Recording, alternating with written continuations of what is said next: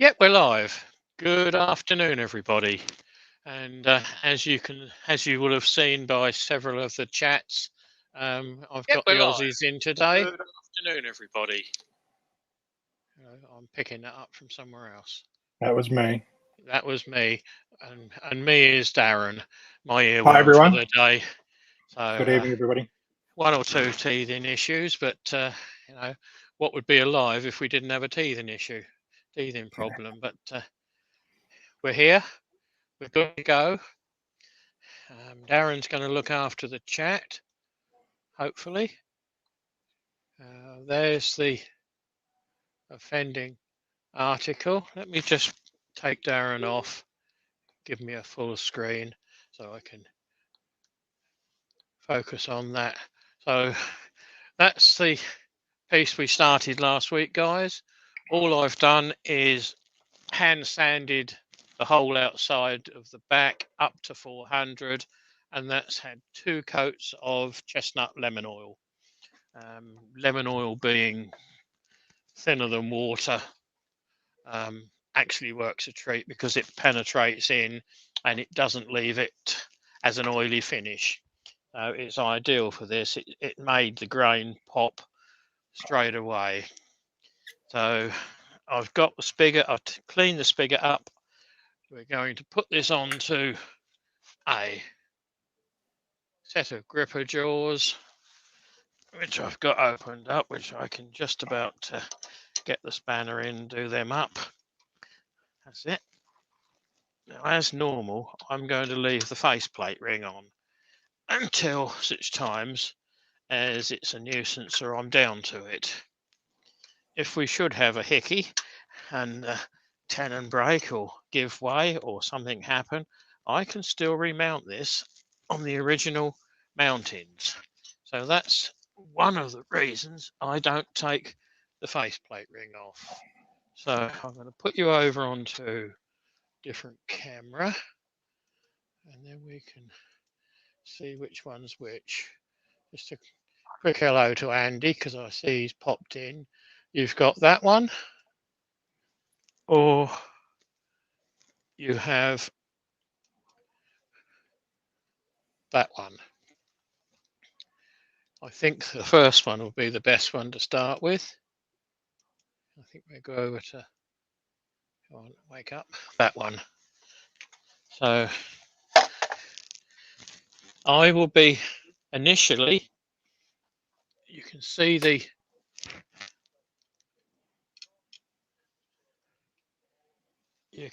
angle that's been cut to get this off. The tree surgeon just took his chainsaw across there and across there. So on 2 opposite sides, I've got a taper leading to the truish round, which is the outside. So my initial is to pick this one as it's a slightly flatter taper and see if I can get or match that taper all round the outside, apart from where there isn't any.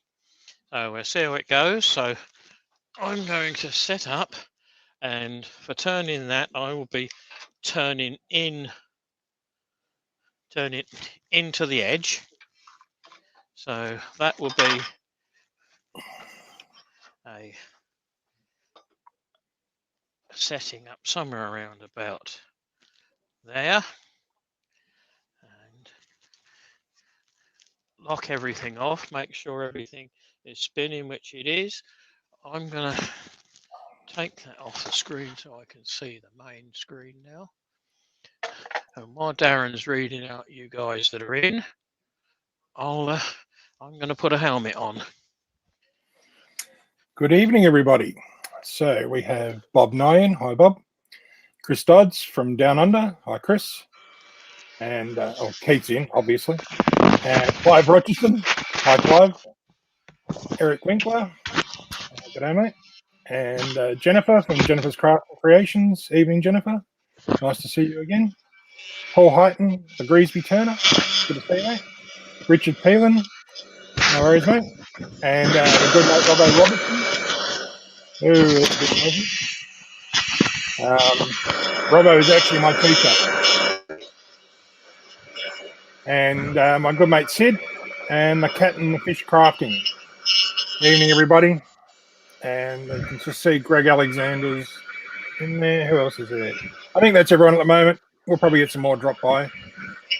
I'm sure we will. Welcome, one and all. So, hopefully, my headset's picking me up.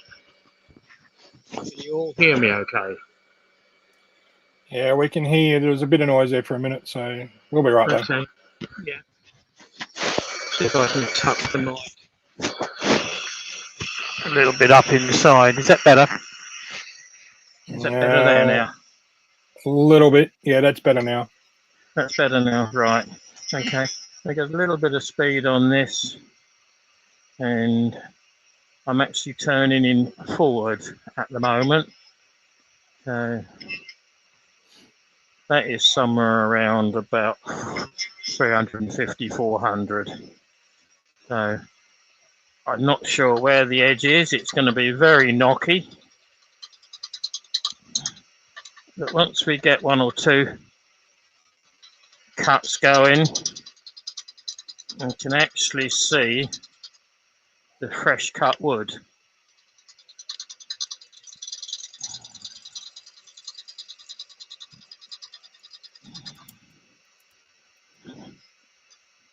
Which gives me a guidance as to where I want to put the chisel on and how I want to make the cut.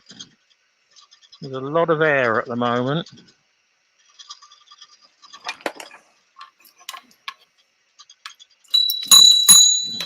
So there's our ding ding. This is round 2. Round 2. We'll see what's going to win. Running. We'll see who's going to win. The bowl or Keith.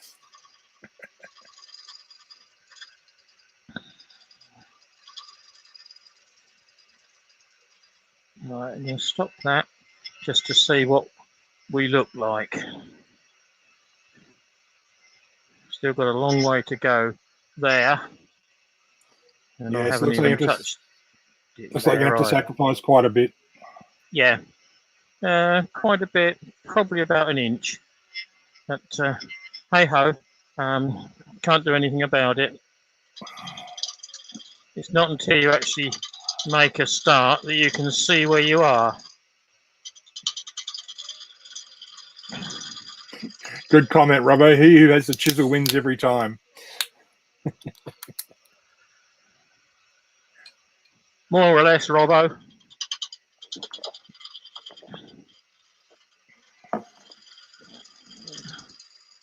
I've just brought the start part position back a bit to see if that makes any difference.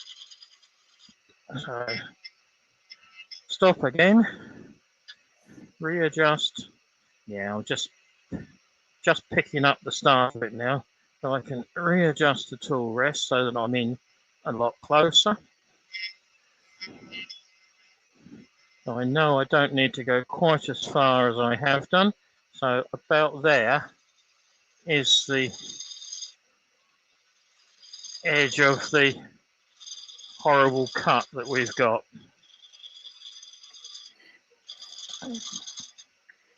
Yes. So go on, mate. As the Cat and the Fish Crafting said, the one who comments is an Aussie, ain't he? Almost sounds like Sid. Sid's probably my long-lost brother from another mother. Right. Yeah, it is nice to put a face to the name. And that's better. Yeah. I can hear you now. I just increased your volume a bit, Darren. I was losing it underneath the noise from the filters. So as normal, handle down at 45 degrees to the wood, cutting on the downward piece and cutting just on the back wing. A nice shearing cut. None of this heavy hammering. As each time the wood comes down and clouts the chisel, if you're not careful, you can gradually dislodge the blank in the holding device. So it's only a tenon. So Nicely explained. be careful. Okay. So we've had Mike Yew drop in, Rob Hello, Mike. CP's dropped in, Rob. John Scarborough's dropped in. I think that's about it for the moment. If I missed anyone, please drop your name below. Felicity's dropped in. Hi, Felicity. Hi, Felicity. So the cat and the fish has asked if she's seen me somewhere before.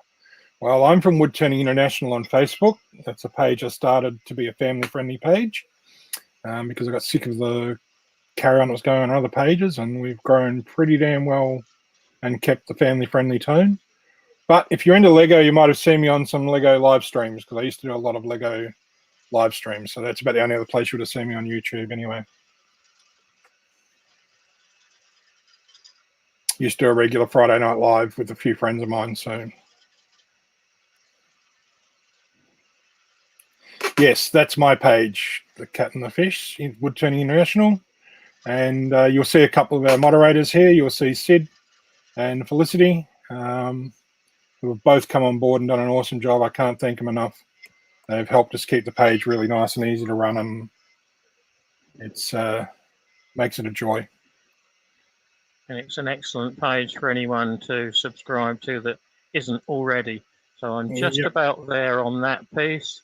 I've just got to go in at a slightly deeper angle here. But keep stopping and checking. I don't want to take the wood off just for the sake of not bothering to stop.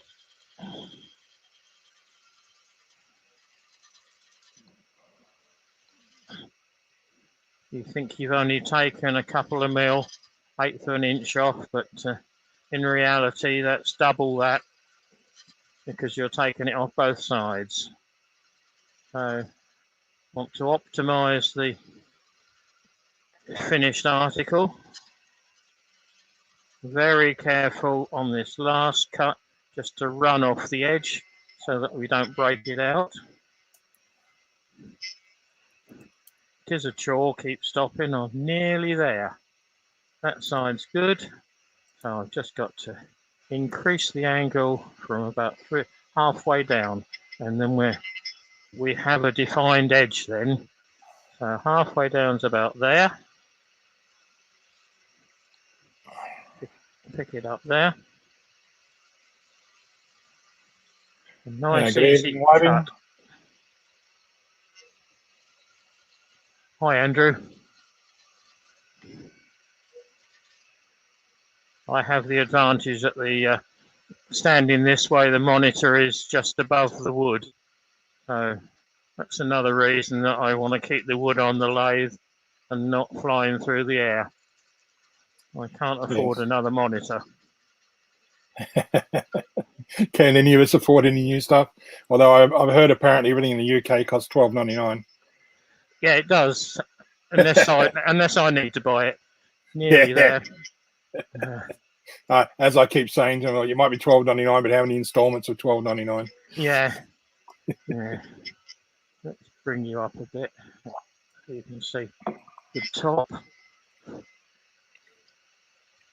Now, the Cat and the Fish Crafting has commented, you need a Super City hand to do that, don't you? Yes, you do.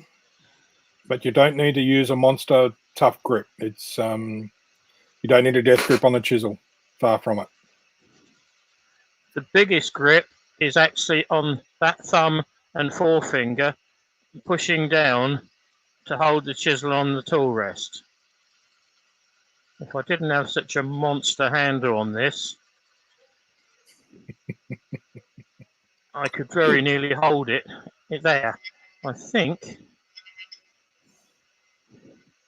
that gives me a complete edge. I'm not worried about the inclusions. That's all part of it. So yeah, now we've got rid of that horrible taper. The only horrible piece left is this.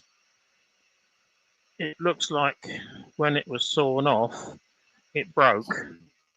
So there's quite an inclusion there. So I think I've got to go back, and it's only going to be about a 5/8 rim. I'm probably going to lose this little section here, because that is actually split, and that's split from round here. Is that, can you see that better? You can see the pencil mark now. So that's split from there. So that's on about the same line as the outside. So hopefully we won't be making it any smaller than that. So I think now I can go up a few more revs. Now we've got it sort of ticking along quite well. Again, handle down. Okay, so Ben German's dropped in. You better behave yourself, Ben. I can get rid of you now. And we found out that the cat and the fish is Eva. Thank you for supplying that, Robbo. Now I'm firing it backwards. I'm going to turn the big extractor on. So that'll get rid of a lot of the airborne. And pull it away from me. And I've put the link into Woodturning International for those that aren't there in the chat.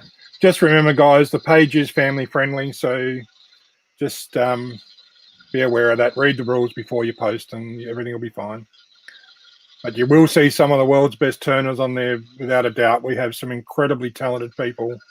But what I love about the page more than anything else is the community we've built. Everyone is very helpful. It doesn't matter what level you are of a turner. We want to see what you make.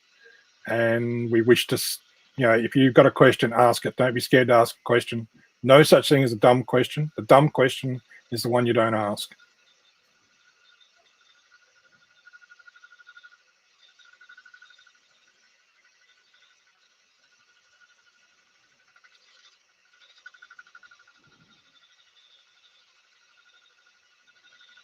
Ben, that's me, Darren Callison, earworming. I'm not from New Zealand, mate. Far from it. I'm an Aussie to the core.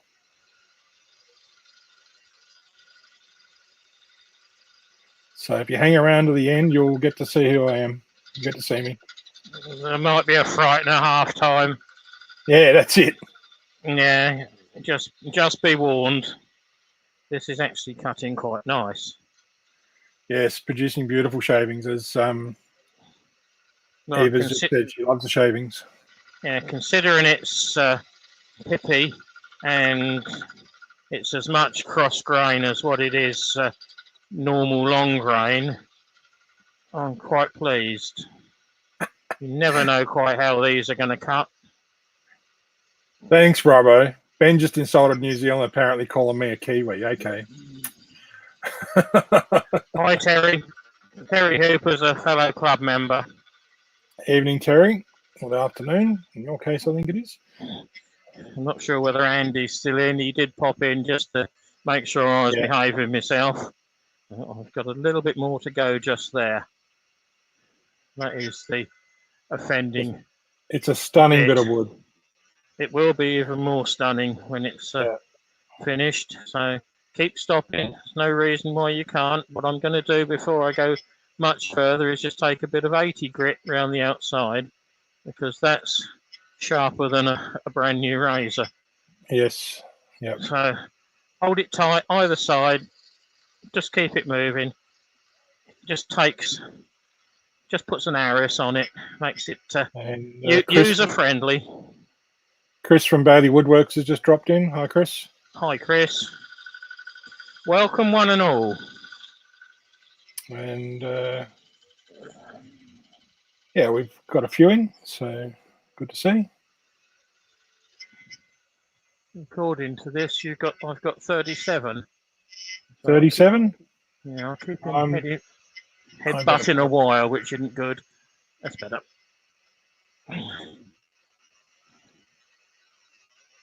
Well, it's showing up as 37 on the screen, telling me I've been running 20 minutes.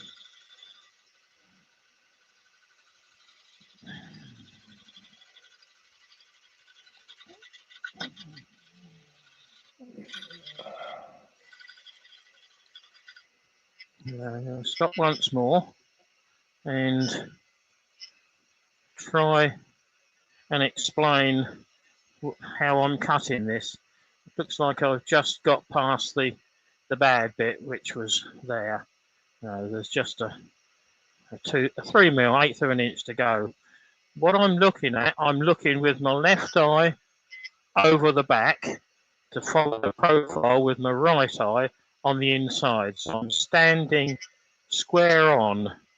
Not the easiest to explain, but you'll see if you saw me moving, I would be moving left to right all the time so that I can see where the outside is and see where the chisel's cutting. And that's the way I do it. There probably are other ways, but this works for me. So let's get this down to its final diameter. Nice, easy, accessible 3 mil cut.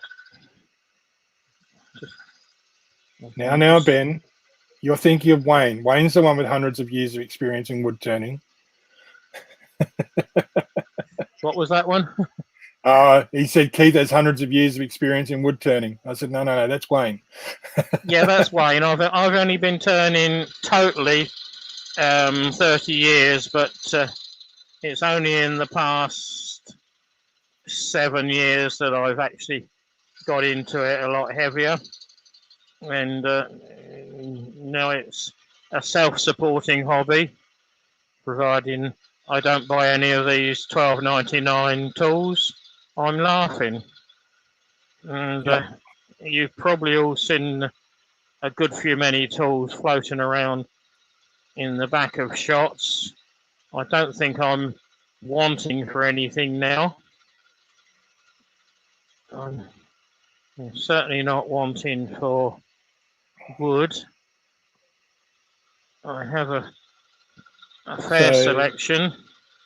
We've got Doug Miller in, Wood Turning with Barry in, Clint from Wood Dancers. So a few more. Terry Hooper's in, I think. So there. Hi guys, welcome all. And if you can hit the thumbs up, be appreciated, guys. If you haven't subscribed, do so, please. And hit that bell so you get the notifications. It all helps other people get notified. That's the thing. The more people hit the thumbs up button, the more these channels get suggested to other wood turners to discover them. So they mightn't be aware of them, but if the more of us hit the buttons, the more chance of people are going to find them. That goes to all the other ones you watch too. So the one you hit on this one, all your others that you hit on as well will also start to get suggested. So it's how I found many of the YouTube streams, was through suggestions.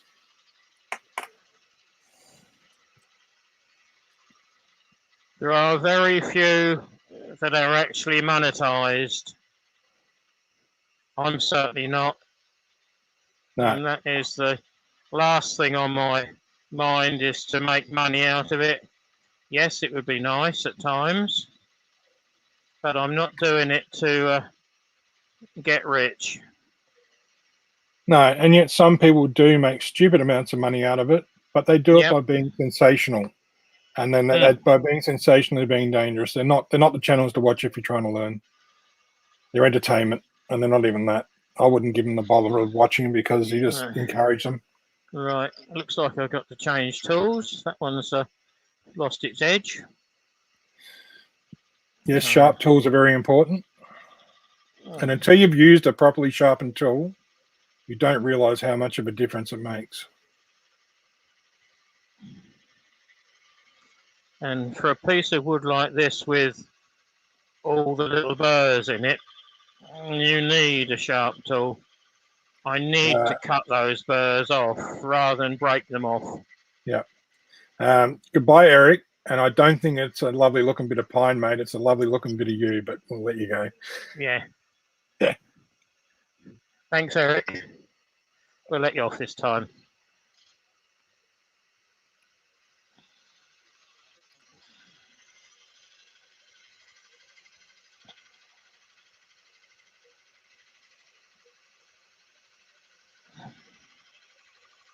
I think sadly in recent times, with so many people taking wood turning up as a hobby, there's been a big push to get people to buy lots and lots of tools. And you don't need lots and lots of tools. What you need is a half a dozen of the ones you really need, and then learn to use them properly.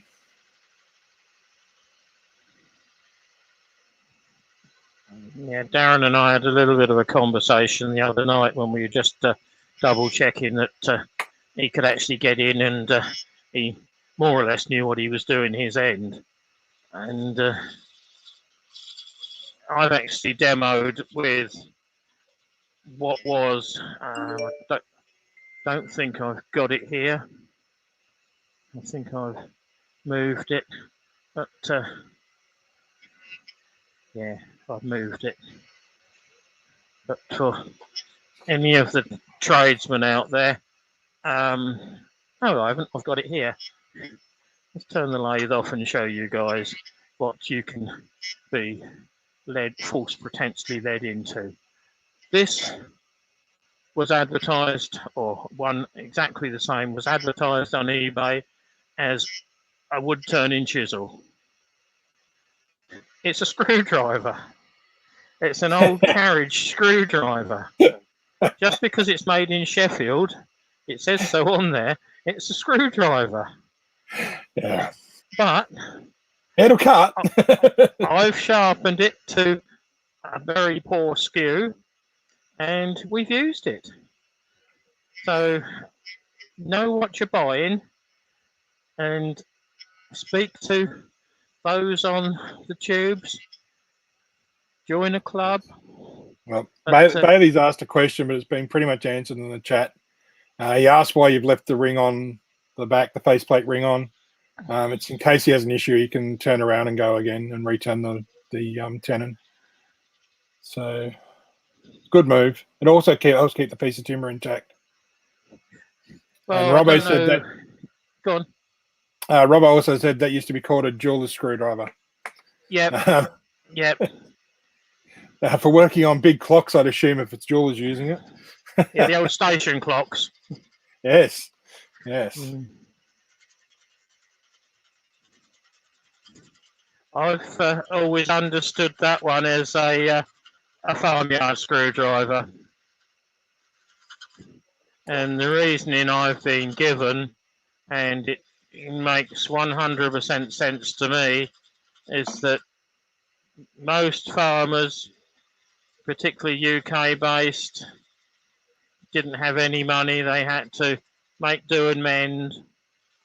None of them had any wood turning tools, but they could quite often rig up an old wood lathe. And if they used it as a screwdriver one week, they could put a pair of adjustables over the shaft and use that to twist it with extra leverage. Yep. Because very often the normal wood screws that we know today, they were into elm, oak, exceptionally hard dry woods, and a lot of them have been there many years. So to break the rust, you needed something man size. Very much so. The only way you'll get screws out of that sort of timber easy is if they're brass. Done a lot of boat building, so everything was done with brass for that reason. Yeah, but in oak and wood that been out in the open air, you probably have an issue as well, because they just grab. And Robbo's gone, we were being sarcastic because of its size. That's why they were calling him a jeweler's screwdriver. Typical Aussie humour. I've never known an Aussie be sarcastic, Robbo. I don't think he's known too many of us. Either that or he's been sarcastic himself.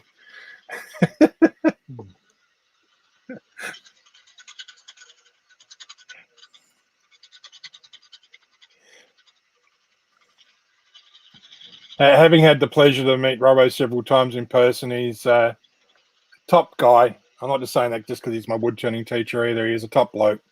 And it's great that he's given so much back to the wood turning community through his lives and recorded stuff. Anyone that hasn't checked him out, go and check out Robbo Robinson's channel. Of the treatise on the skew alone is worth watching. On sharpening, if you want to learn how to sharpen things properly, watch the entire sharpening series. It is nearly 9 hours worth, but what you don't know about sharpening after watching that is not worth knowing. So that is looking stunning. Absolutely. We're about halfway down, and the inclusion I've got in the back, I don't think will break through quite, because that white there is just about the other side of it. So I'm going to put you guys on to a different camera, and we're going to show something different now. 1, 2, 3, 4, and I hope you're watching, Sid, because you've nicked all my other ideas.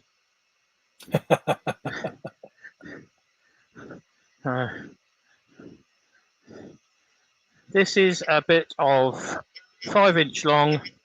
There's nearly 1/2 inch in the chuck, and we're going to make something out of this just for Sid and everyone else at the moment, because it's that time of year. Round it down. Spindle roughing gouge. You're almost at Robbo speed there, mate. Sorry? You're almost at Robbo speed there. Oh, warp 15. And Keith Sid's just said thank you very much. Right, watch carefully, Sid. Oh, bloody monitor. Don't play up. Right, I've got one monitor that's glitching.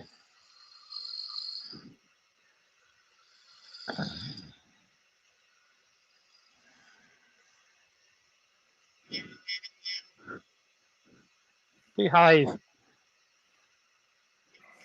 It's just in the back of my eye as I stand here at the lathe. Right, to a point.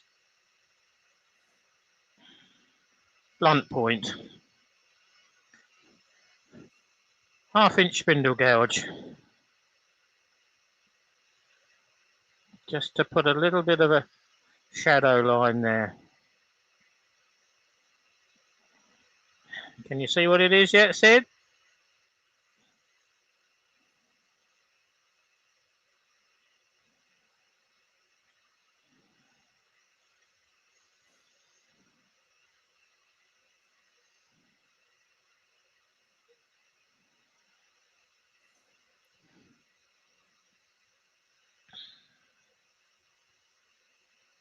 I think we might be getting a little bit Halloweeny here, are we? This was actually going to be part of next week's live, and you can do another one. Program this in before I even saw Steve's comments and the comments on YouTube over the weekend that Steve's doing a witch. Chris has just said it's a stick.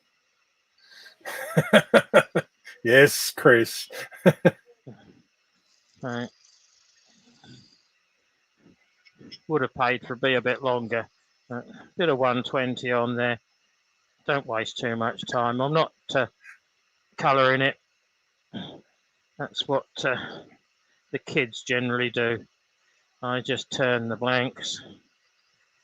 And that's something that people forget. Not everything has to be finished to that respect. Hey, giving the kids something to do like that is a really good way to get some sales up.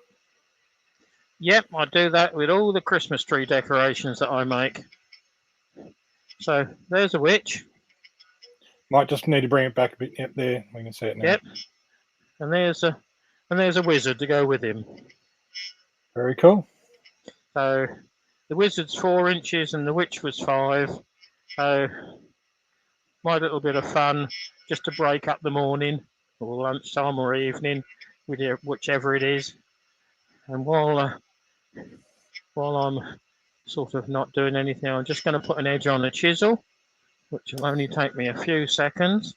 But carry on talking, guys. No worries. Well, a couple of years ago, I was up at Bendigo at the show, and there was a local wood turning club up there putting stuff up, and they were making tops and things like that. Yeah, Yeah, they started making things like pine trees and Santas and snowmen, things like that, and they were not finishing. They had a couple of finished ones painted, but what they did was they had paints and everything there for the kids. They could buy a very cheap turn bit of decoration and then decorate it there while they were there, and it was very interactive and they loved it. It was to see kids come away from all the sideshows and all the rides and things like that, and then run into the wood turning section to one, see it be made, then take it straight off the lathe and then decorate it was awesome. yep. Well, we do more or less the same down at the museum, which is Amberley Museum in West Sussex.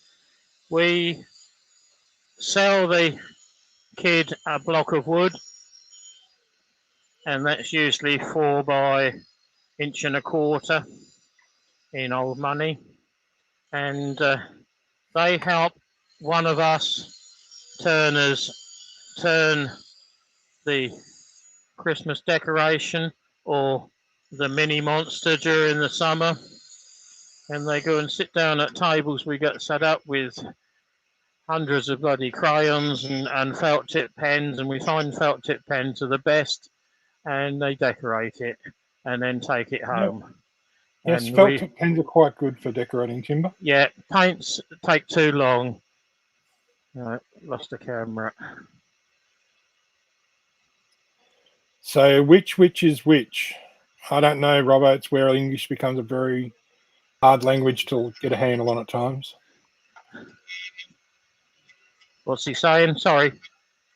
Which is which? Yeah, exactly. Yeah, the other one, Robbo. Yeah. Right, so I've got some sharp chisels now. So before I start any more on this, I'm going to remove the faceplate. And there is another story, because we've got to do a little bit of tin mining in a minute. Even though these screws had wax on, you can see the wax on the end still. And apparently a sandwich. Apparently a sandwich is the best. Right. So one faceplate ring. Get rid of the drill. Now I will highlight this screw that's broken off. I don't know whether you can see it, but there's the screw. So my ding ding, one round of the screw. Yeah, my tendency is to put a reasonable felt tip mark over it, so that when it's spinning, hopefully we can still see it. Not quite. Needs to be a bit longer. Because the last thing you want to do is come down and mess up. Now you've moved the camera there as you were doing that. Yeah, I know. I leaned against it. I felt that. Yeah. Now, I'm never going to say I'm a professional turner. I'm far from it. I'm a rank amateur.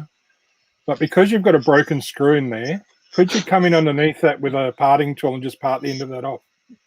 Well, that screws in there about 1.1 inches.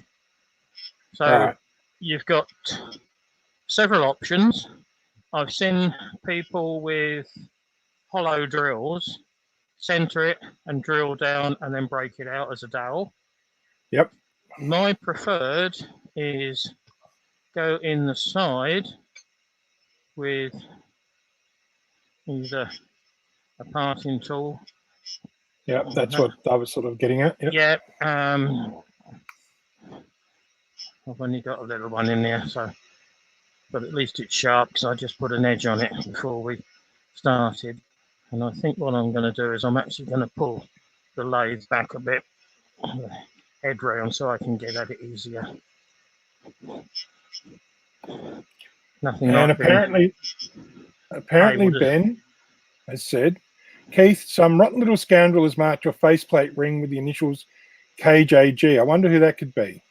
Well, when you're working with another half a dozen wood turners, you need to make sure you can take your own bits and pieces home, and not everyone else's. So, and Michael Mckeon's just dropped in. Hi, Michael. That cuts a bit better. And creep up onto my line that is there.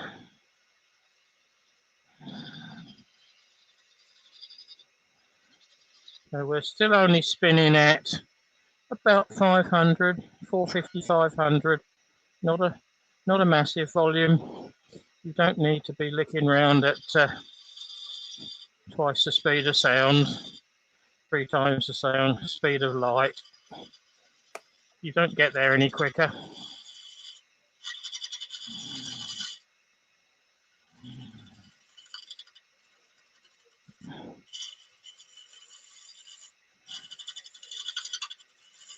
No, sadly, something we seem to see a lot of is people get blunt tools and think going fast is going to make it work better. Yeah. Not the way it happens at all. You're far better off cutting at a slower speed with a tool that is reasonably sharp, if not sharp. Yeah. One of the biggest things I got from getting lessons from someone like Robbo was he helped me undo some of my very bad habits I'd taught myself, and then allowed me to have a fresh start and learn correctly. And that is the biggest issue that I see with a lot of people now using Facebook as the instructor, or YouTube as the instructor. Just because it's on there, it's got to be right. Yeah. Wow. Oh, look, I straight up admit I had some bad advice when I first bought my lathe. The guy who bought it off, he was a reasonable turner. I wouldn't say he was a good one. And he said you could use any tool to make any cut. And then I tried to make a bowl with a spindle roughing gouge. Yeah. And I was very lucky to keep everything intact. Right, so I'm going to leave now. I've got a little bit of, and it's right down the side of a very funny burr. Hi, Jigsy. You can just see it. Oh, John. Yeah, you can just see the burr there. That's where the screw's broken off. So I'm going to come on the inside of that. So to get me going, I'm going to use a spindle gouge. Robbo's comment, it only took about 20 slaps, Darren. He didn't slap me around at all. He's an absolutely brilliant guy to have lessons with. Anyone that's got a chance to go have a lesson with Robbo, go and do it. It'll change the way you turn. Doing it online is one thing, but going and do it in person's another. And Chris has just said it's only Superman that needs to go faster than a speeding bullet. Except for wood turners that know best. Right, Yeah. so all I've done there is I've just marked it with a spindle gouge because it's got more of a nose to it. So less chance of it skating back and us getting metal on metal, which is the surest way of blunting any tool. So I'm just picking out the middle. And we've got real simple things that just dropped in. That's Baz, Bernie, hello mate. That's Baz, yep. Good to see you. The one thing I like about watching guys like you and Robbo, Keith, is you actually explain very well what you're doing and why you're doing it, and it makes all the difference. Well, sometimes I expect Robbo will agree with me on this. You have to speak to say what you're doing so you can remind yourself that you're doing it almost right. Because the memory is so crap when you're old. Yeah. So Rotty Woodturning has turned in. He said, wow, prepared to have a super product. Yes, this is going to be something stunning, mate. It Hi, really Rotty. is. It's a beautiful bit of timber. Rotty was one of my newest subscribers to the channel. Appreciate that. Yes, it's nice to see some new faces in here.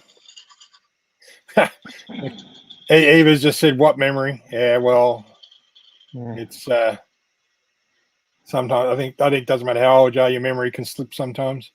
Yep. And Robbo said to remove screws, I got on each side with a parting tool and break the web away. Right, so this is also another little bit of instruction that people can see. I've just gone down the side of that, and there's virtually no marking down there with this massive 5/8 half-inch UK hole gouge. Yep. I've got the heel ground off, and through presenting it right, you can get round the corner. You don't need a 60-degree one so that you can get down the side that, oh shit, I can't get any further, I must change my chisel. Go and change your chisel. Oh, it's still got a mark on it. Can't get much bigger than that. It's all about correct tool presentation. Yes.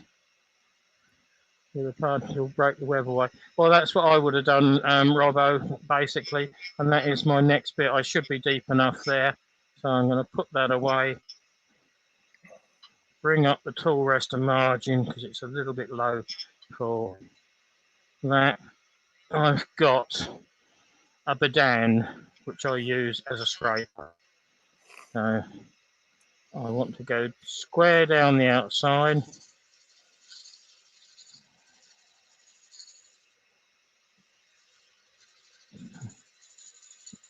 And again, as this isn't thrashing over here fast at the speed of light or greater,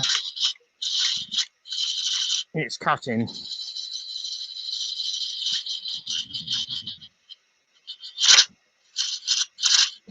And that's only because it's hanging over the edge, it's grabbing there. So, inside. Now I'm gently twisting this on its side so that I can get a cut without rubbing the side. Yes, real simple things. Burning it would have got the screws out for sure. It's interesting you've gone with the Badan there because it's one of those tools that scares a lot of people, just like the skew does, but it's a matter of practicing with them. Now I can't go down on the outside anymore, but I can take a very thin cut off the inside. This is a bit like lid fitting to a box. If you stop, you can see where you are. And I'm now listening. As soon as I can hear or I can feel metal on metal contact, I need to stop.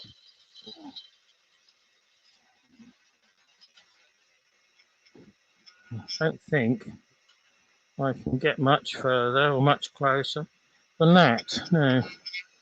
So let's see if it will break out very carefully. One screw. Hold on. Come out without touching it. So that goes in the bin. I don't want that on the floor. Don't headbutt that. Just letting you know you're 48 minutes in. Thank you.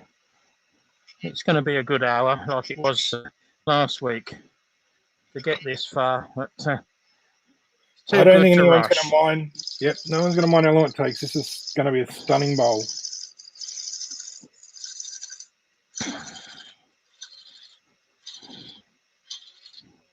So just nibbling away at the centre.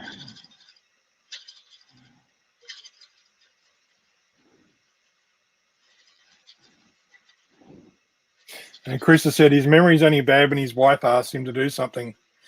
I think that's the case with most blokes, mate. I don't need reminding every 6 months. No, exactly. Yeah, it's a bit of an insult to our intelligence, isn't it? Setting the banjo as close as I can to the edge of the wood. And let's see if we can get in there and get some of this off now. Yes, it is always a good hour, Keith. It's one of the hours that I always look forward to, even though I have to sometimes stay up at some ridiculous hours to see it. But I can turn fast. I can probably match most of the others on the scene. I don't need to. No. But having said that, I turned 2 Yew Bowls the other week in just over the hour.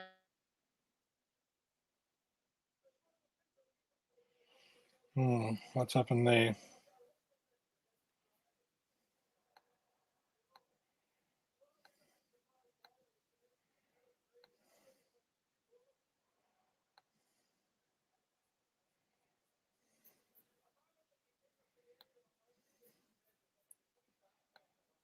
Uh,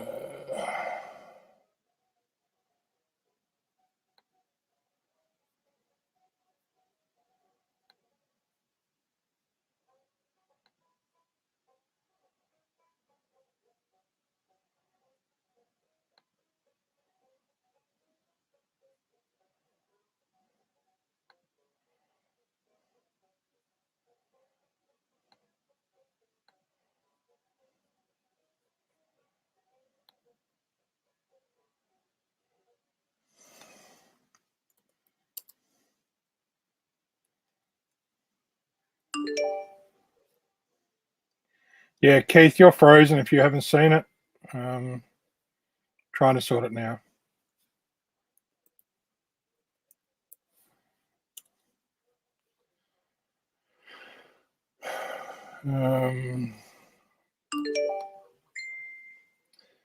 Keith,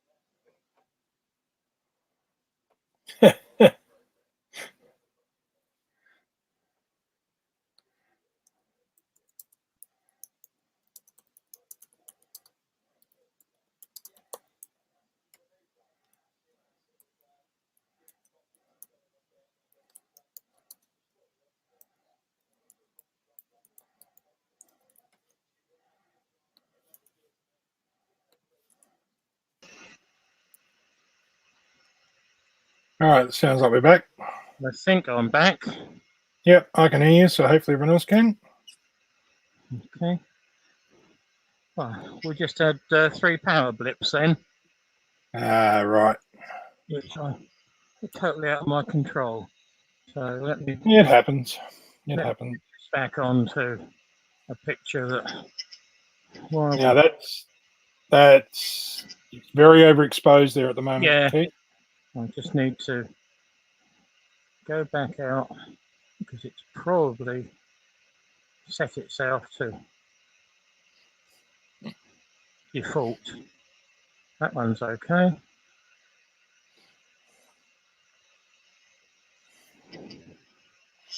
And that camera's overexposed. Yeah. Although it does show the dots up in it. It's that's better. That's one stunning Yeah, bit of wood. Now you're over I again. know. I'm just going to try and reduce the. I just need a little bit of light on. Oh, you need to be able to see what you're doing for a start. Yeah, yeah. It helps me even if it's not worried about you. It didn't sound correctly. And John Scarborough's in. I think we mentioned him before, but if we didn't, John, welcome.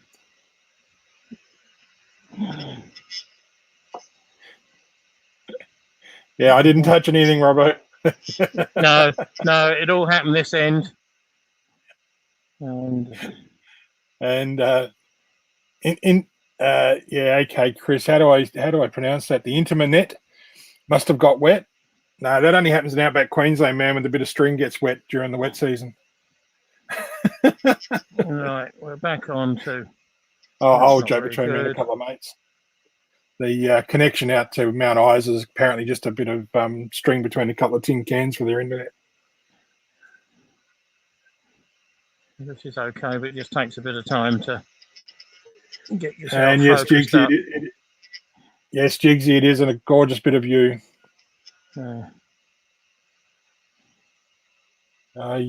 Keith, Sid and myself were talking earlier, Keith, how the yew that grows here in Australia is nowhere near as dense as what you get, because ours obviously grows a lot faster. Right. But we see you guys turn yew and we get so jealous at times because it's just always stunning. It can be it's the cruddiest piece of it. It still comes up nice. Yeah, it's the colour that does it. Right. Yeah. That's what I was going to do. Let's drop the tool rest a smidge so I can get a better cut across the middle. Right, sorry about that, guys, but I don't know why we lost power. But we lost it 3 times completely. I mean, what do you do aside from having some uninterruptible power supply? I mean, how much you going to invest in keeping your stream live? Yeah. Right. Okay. It messes up all the settings that you get. Okay, bye, Jigsy. He's just got to go and do some chores. He'll be listening in the background. Keep well, mate. Thanks, John. Cheers, mate. I mean, it's easy enough to keep the internet live with a UPS, uninterruptible power supply. They're not stupidly expensive anymore, but to keep enough power to keep your lathe going would be ridiculous. You'd be in for a really big bill. You've defaulted to a much lower volume at the moment, mate. I'm hoping everyone can hear me still. Right. And the beard's in. Hello, Rich.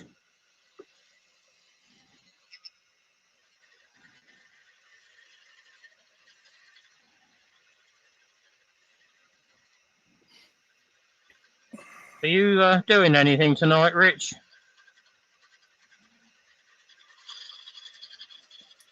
If you want to let us know.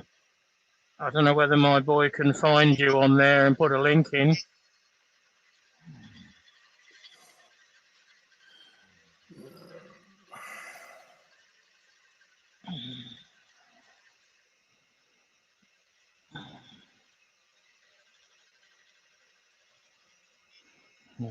Not happy with that one.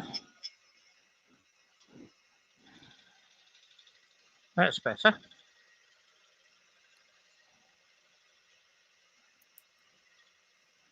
Exactly the same grind angle. Slightly smaller tool. Both freshly sharpened. It's the intricacies of wood.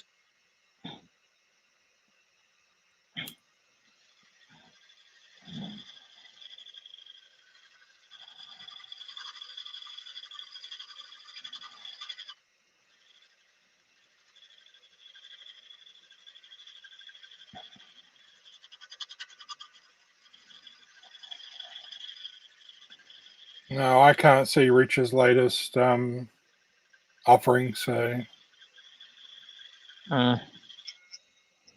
If you're still in there, Rich, can you let everyone know that you're on tonight and what you're likely to be doing, please? And good evening, Ruby. Hello, everybody. Hello, Ruby. Always nice to have Ruby in the chat.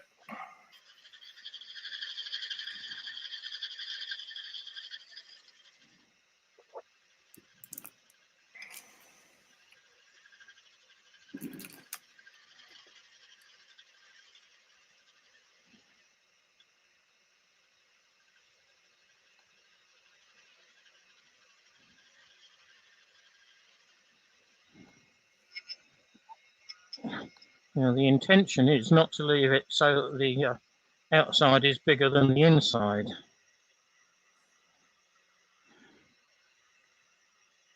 And that's about the right depth, so it's just a matter of now cleaning it up. There's a little ridge just there, and that is where it's bouncing like it's going out of fashion.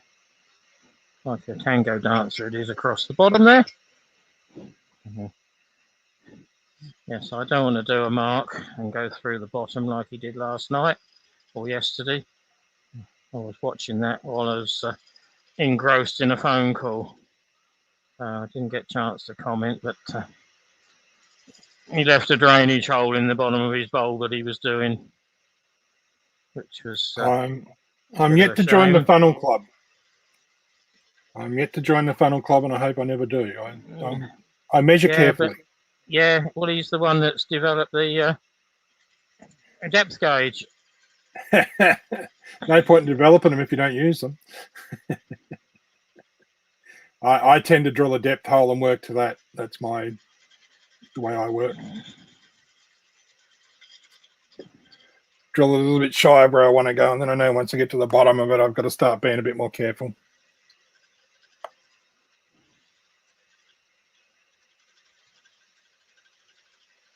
I've been lucky to only have a couple of flyers too. I don't wish to join the frequent flyer club by any means. The last one scared the neighbours, let's put it that way. It went bang into the shed of the wall, and I think everyone from about 2 doors up heard it. So, yeah. It wasn't a big piece. It was just really a real solid piece. I don't think I'd fancy this coming off. No. That's reasonably good. It'd still be a considerable bit of weight there. Yeah. So the beard's that just wild grain, it's not going to be the easiest to get a good finish on that bottom. I think the answer is the proverbial. So Beard is finishing the Jesmonite turning experiment tonight at 8 p.m. Thanks, Rich. Let's see if we can get some people across to watch it. And Eva said, don't you get a sense for how deep you can go after a while? Yes, you do, Eva. But it also pays to stop and check. Yeah, check before you go through, not check as you go through. Yep.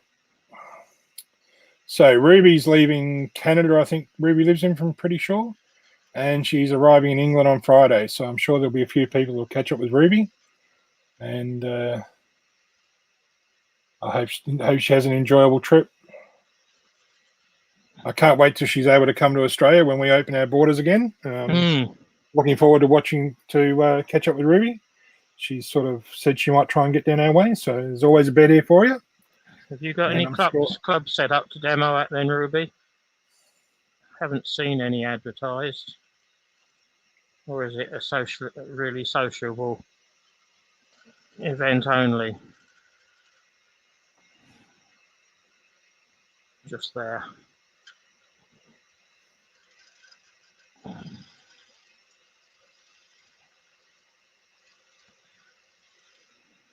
You guys can't see it as much as I can see it and feel it, but this wood has relaxed quite a bit.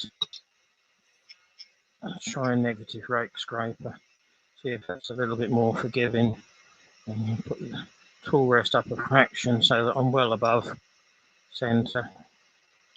All right, Ruby said she's going for the wizardry in wood. All right, London. Clive said, no rain forecast for the end of the week, so there'll be a guarantee you'll need a brolly.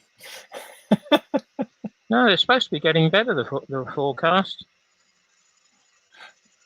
They won't admit to an Indian summer quite, but the forecast is pretty good. I mean, we had an inch of rain in a matter of quarter of an hour, 20 minutes early this morning.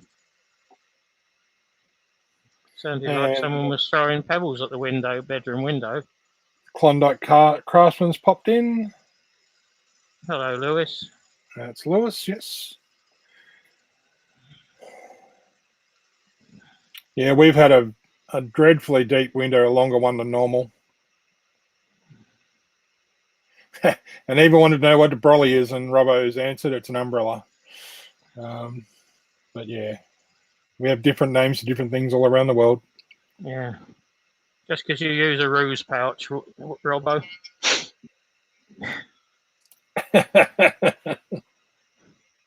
Right. I think. No, that's stunning. You can just see a line there. I've just got to take, there's a little ridge just on the edge of that. Just going to very lightly tickle it.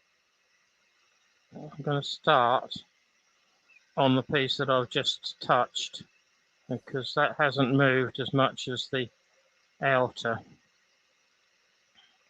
It's not moved a lot, but it's about a 1.5 mil as the wood's relaxed as I've been cutting it.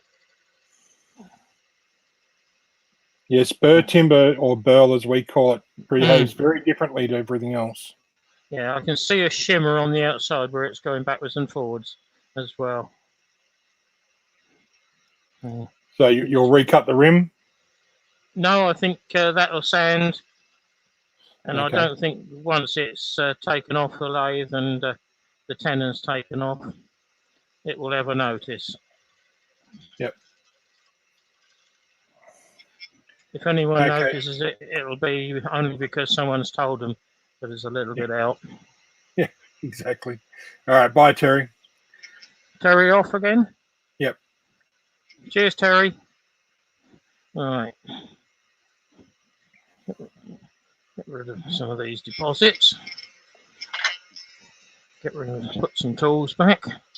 And yes, Okay. Jennifer, Ruby's demonstrating the wood wizardry. Oh, is she demoing rather than just visiting? Oh. Okay. No, we might get Ruby to clarify that. I've just assumed she's demonstrating. Right. I might have assumed wrong. All right, I'm going to drop the speed down, whack it in reverse. The big sucker's on. Just going to touch this with 120. All right. So Jennifer will be in the SOT booth. No, sorry, Ruby will be in the SOT booth. That's the Society of Ornamental Turners, if I remember right, Ruby.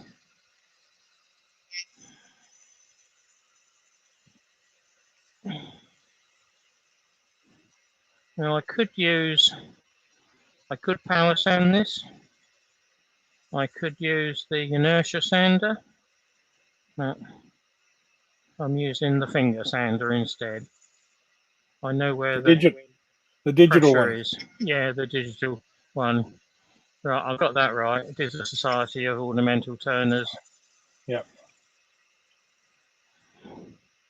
Sometimes you need to be able to feel what you're doing too. That's a lot of people get carried away with all the tools, and sometimes just a bit of pressure with your fingers all you need. Gives you the best feedback. Well, I can feel that there's a very slight pimple right in the middle, which with a inertia sander you can't take out very easy because the sander wants to stop. But I can put the corner right in the pimple with the finger. So Klondike, which is Lewis, has got Ruby will be in the high society booth of some sort. Well, Ruby is royalty, so she deserves to be somewhere in high society.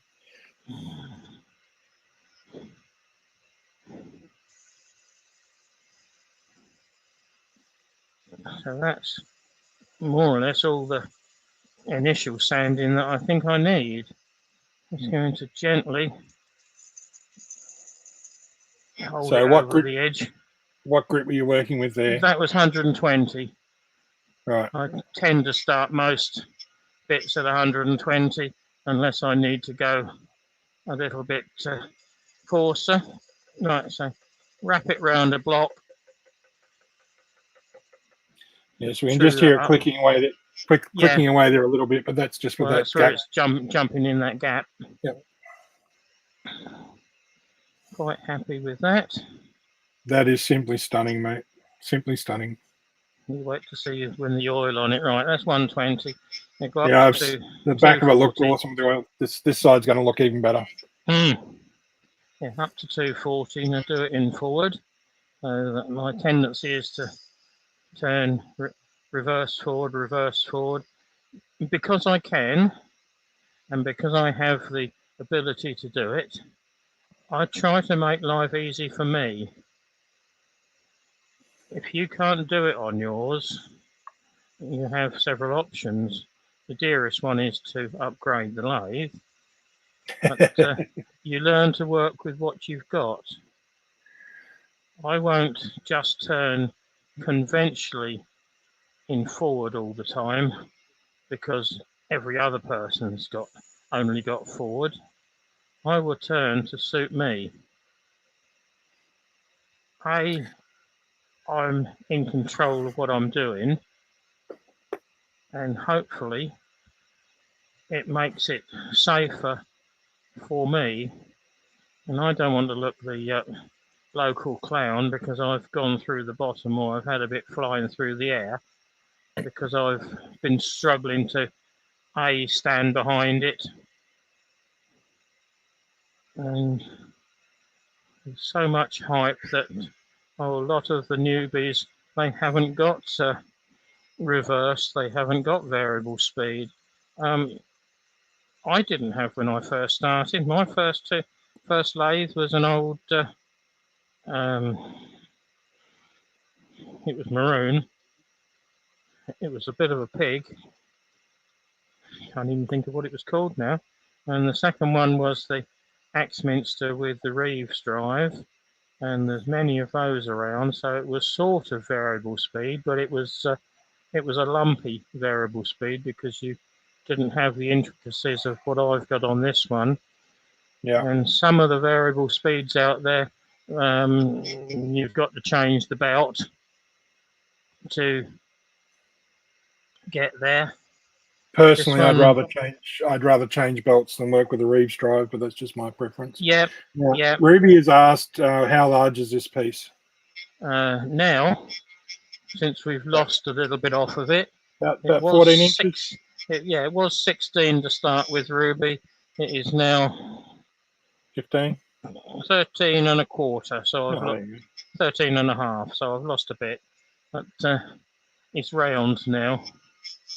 I'm just going to go over this in the middle with a bit of 400. I think a lot of people get hooked up to, they've got to have new everything. Yep. If I had to have new everything, I'd have nothing in my workshop. Simple as that. Everything I've got in my workshop is pretty much being purchased secondhand, bar my drill press, and I only got that new because I got a very good price on it. And the only reason I actually bought another lathe was because I looked into changing my old homemade lathe, which is built by a very good engineer. Was over-engineered to buggery. I looked into changing the motor and fitting a variable speed controller with it to drag it into this century or this millennium. And then what it was going to cost me to do it, I didn't have to spend a lot more by the time I sold it to purchase the lathe I've currently got. Yep. So because I managed to pick up my new lathe at a good price, it probably only realistically cost me a couple $100 to do the changeover with what I would have spent compared to what I got back on my other lathe. So my lathe went, while I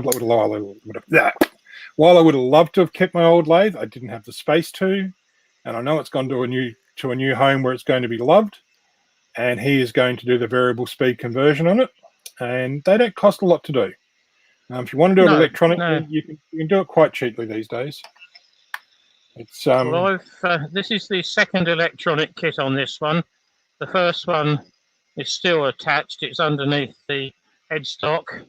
It was getting a bit hit and miss, so I changed this over for the Vericon Speed Genie. Excellent piece of kit. And that was a lot cheaper than throwing a 3-phase motor away and doing it up that way. There's nothing wrong with it. I mean, this has got a 2 3/4 inch bearing on the headstock end. So Copper Owl's dropped in, and Robbo commented most of his lathes are older than him. Yeah. And then Lewis has commented, so they're water powered then Robbo. No, what? Pedal powered, lol. Okay. Steam powered. But it is amazing. Like the equipment they've had even back in the 20s was solid gear. You look at the stuff that Robbo's got, and I've seen it. He's got a lot of Wadkin stuff. It is solidly built. It is built to last, and it's proved it. And it has lasted. And you can give that gear a little bit of a refurbishment if you wish to bring it into this century. Repower them, for example. Look, one of my favourite bits of kit in my workshop is a Woodfast combination. We've dropped out again. Okay. For those that you can hear me, we'll just keep chatting till he picks it back up again. But to keep going where we were going, I've got a Woodfast combination table saw, jointer planer, and I'll eventually repower that to get rid of the Reeves drive and put a variable speed controller in it just to bring it into a bit safer into this century. I'm hoping we can pick this back up shortly, folks. Talk amongst yourselves.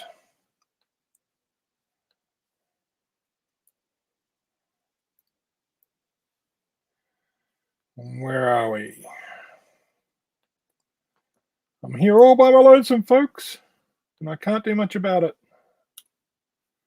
I'd say he's lost his power again.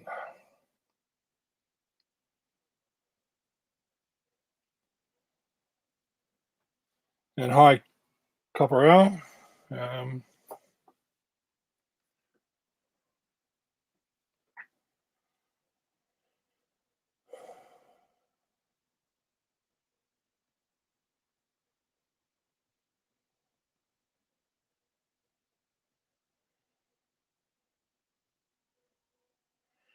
Yeah, if you can still hear us, guys, the Klondike Craftsman there. Yeah, I've considered building a treadle lathe, but I think I might build a whip lathe. No, I put a hat on. Doesn't make that big a difference. Still the same mug underneath it.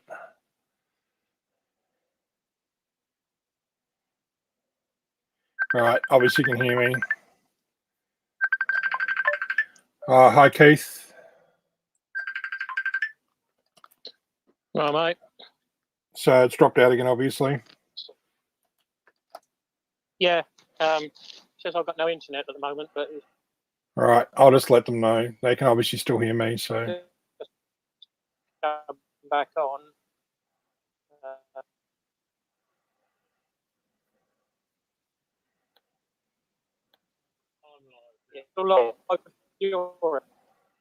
Yeah, you're even dodgy on the phone call, mate. We'll just drop it. You get back in when you can, all right?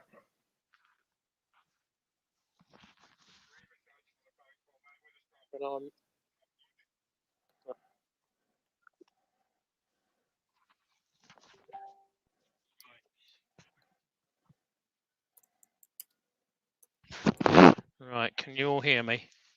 Yes, we can, mate. Right, that was the internet went down as well then. Yeah. Which made it even more entertaining. So nothing Well, I can do about that.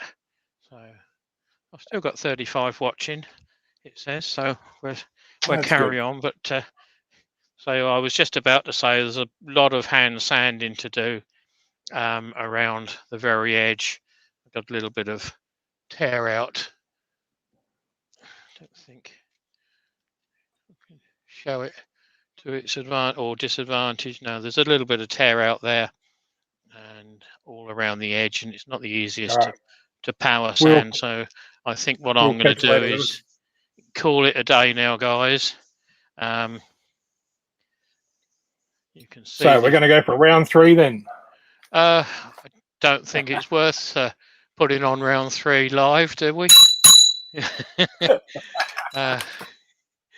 But you'll show us next stream, I'm sure, how it finished. Yeah. Well, I've got a tenon on the back, so it's not that one. It's this one. So the intention is to put that on the chuck, cover it with that is foam of some sort. Yeah, I find that foam is very handy. Yeah, mount it up, squash it between a live point, which would now be on the reverse, which I've actually marked the center of, and turn the tenon away. And then finish oiling it up and present it to you guys as a little bit. It's just around the edge where it's awkward to sand. Yeah. And I know what's going to happen as soon as I get the power sander on it again. You're going to lose everything. So Clive's commented that we'll see the final photos on Facebook. Yes, I'll wind up on Woodturning. Definitely will do. Yeah, definitely will do. So and Eva said, I expect someone from Faulty Towers came out when I heard that bell, like manual or something. I only wish I had a manual. No, I don't really wish I had a manual. I think it caused more drama than it solved, but yeah. It'd be nice to serve it sometimes, clean my workshop up. Thanks, Robbo. I'll catch you possibly again Saturday if you're doing a live on Saturday. I'll see if I can pop in. Copper Owl as well. Cheers, mate. Well, thank you everyone for sticking with me in circumstances that are beyond my control when it kicks out like that. Not much you can do about it. No, we can't. We are in the country, not as extinct as some places, but we are far enough away, and we're all overhead fed where we are. So it doesn't Yes, it take makes a big lot. difference. Yeah. My feed's overhead too, and when the possums run up and down the lines, there at one stage, our internet would drop out like 30 and 40 times a day. That's the first time it's done that for 5-6 months now. We had it last winter quite a bit when branches bounced up and down on it. But, so Robbo's not sure yet whether he's going next week, but he'll let us know. If you look further up in the chat, there's a link to Woodturning International. Robbo usually posts them there as well as elsewhere. So, Ruby, I will use lemon oil, the same as on the back. This one's chestnut, but I think there's others that are available. Brush it on liberally, leave it for 10 minutes, wipe it off, let it soak in overnight, and then give it another coat, and probably build up 2 or 3 coats on it. I mean, it does leave a silky smooth finish. You'll have to believe me, I've done the back 3 coats, and that is silky smooth. I'm not going to put a high gloss finish to it. I'm not going to buff it up so that I get a bit of a finish. This wood is better as it is. Let the wood speak for itself. Yeah. And you don't want it to look like wrapped in plastic. No, exactly. Yeah. Yeah. There's too many of them that we'll put on. Well, some of the beginners you see, I put 4 coats of polyurethane on it. Oh my God. Yeah, it's. And Sid's saying put the link back in for WTI. Yeah, I will. I'm going to find it now. Yes. Now, why isn't it coming up? Only you can answer that question. Yes, only I can answer that question. I've got it now. That's all right. I'll put it back in. YouTube. Oh, come on. Just give me a second and I'll put it in. Yeah, nothing's quick these days, is it? No, especially my typing. I know that feeling. Look, it's probably a good thing that I can't type faster, or else I'd probably overtake the internet. I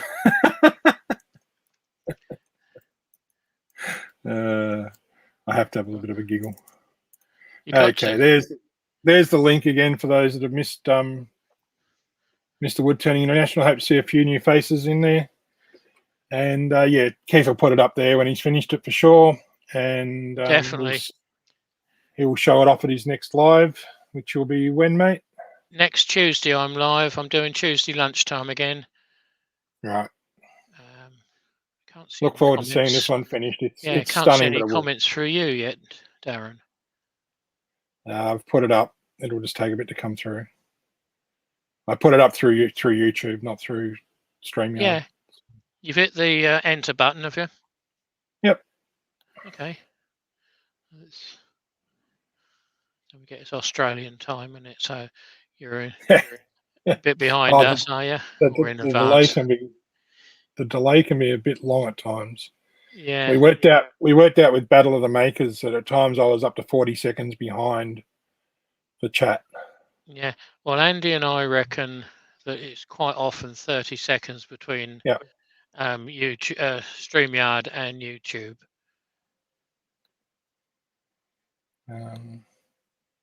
I'll put it in again just in case it didn't go in for whatever reason. Well, it's not come up, and I'm on YouTube at the moment. Yeah. Let's go over StreamYard. No, it's not come up on either. Yeah, I've done it again. Doesn't like me. I'll do it through StreamYard and see what happens. No, you won't. I don't think you can. I can't. Just go over and say hello in YouTube. I'll make you a moderator, and it should take it then. Right. I knew there was something I wanted to do before we started, but we couldn't do it because YouTube wasn't live. Right, and that might be why it's not accepting me putting links in. It is, yeah. You just need to stand and think about it. So. Yeah. That's fine. Right, you need to put it in a second time. Hello once, just so that it knows that you're not a. Yeah, Clive said it won't show unless you're a moderator, which is what I'm just trying to do. So as soon as it comes up.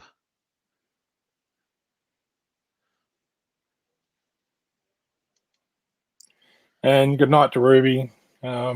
She's off to get a COVID test for her flights. Thanks, Ruby, for popping in.